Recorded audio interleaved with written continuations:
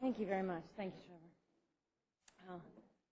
I am very happy to be here to raise awareness for one of the most pressing issues of our day.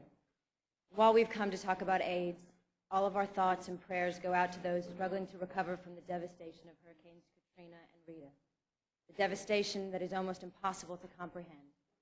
And the people of the Gulf Coast will need our help and support for years to come. AIDS is also a kind of natural disaster. And just as we need a coordinated emergency response to overcome the destruction of hurricanes, we also need to come together to coordinate a response to the global AIDS emergency, a response that helps to build clinics,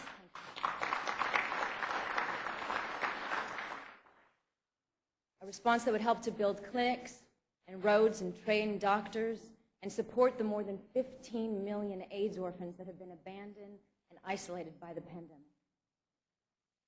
And yet there are two central differences between AIDS and a hurricane or a tsunami. First is that AIDS is a quiet killer. Most of the 30 million people that AIDS had killed died quiet, lonely, painful deaths. There were no news helicopters overhead. The second difference is that we know how to prevent AIDS. As countries like Thailand have shown us, with the right levels of funding and commitment, we can dramatically reduce its transmission. Aggressive public health campaigns, access to condoms and reproductive health services, access to encouraged testing and counseling, and access to life-saving treatment can stop this disease.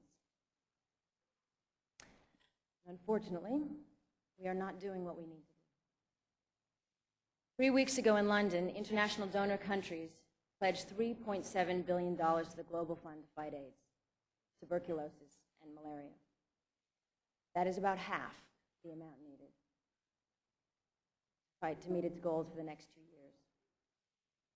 These are the same governments who gathered in Scotland at the G8 and announced with much fanfare that they would provide universal access to AIDS treatment for all who need it by 2010, a goal they will never achieve with the level of funding they've committed. So here we are. Business must play a role in the fight against AIDS. The reason we are all gathered here tonight is to recommit ourselves to the fight against the disease and to recognize those business leaders who are leading the fight. The central premise of the Global Business Coalition and of this event is that every company in the world has a role to play in the fight against AIDS. Let me give you a few examples of what companies can do. First, they can prevent and treat the disease within their workforce. Companies have an opportunity and a responsibility to put in place efforts to educate their employees, giving them access to testing and counseling, and ensure access to life-saving medicines. Second, companies can use their products and services in the fight against the disease. A company that makes shoes can put them on the feet of AIDS orphans. Companies that make computers can work with physicians to better track patients and the spread of the disease. Media companies can donate airtime. Finance companies can help ensure that money is well spent. All of these things and more are already happening at GBC.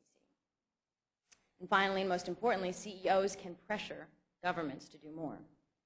Elected officials, whether in Africa or right here in Washington, listen carefully to what CEOs have to say. CEOs are among the most powerful forces in the world, and with that comes responsibility.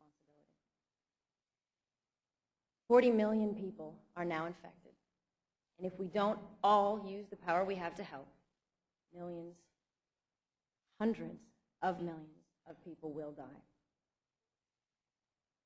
Recently, this issue became very personal to me.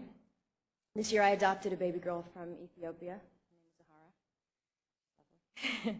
And she is one of nearly 1 million AIDS orphans from her country alone.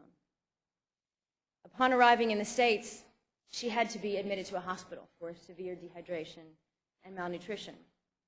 And while we were there, other concerns appeared, and there was a fear that she might be HIV positive. And I was sat down by a nurse who meant very well, but said, "Don't worry, honey. In this country, it's not a death sentence." What does that mean? I don't know what that means. So if you're poor, you don't have a right to life. That we haven't come together in this world to treat this disease properly and equally is a disgrace. And we will never get it under control if we are selective about who gets to survive.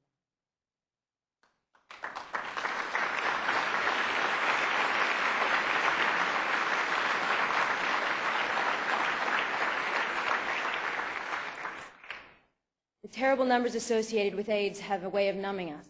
We cannot be numb, and we cannot count on our government to fix this. Everyone in this room has the power to save lives, and for those of you who are not already, I hope by the end of this evening you choose to do so.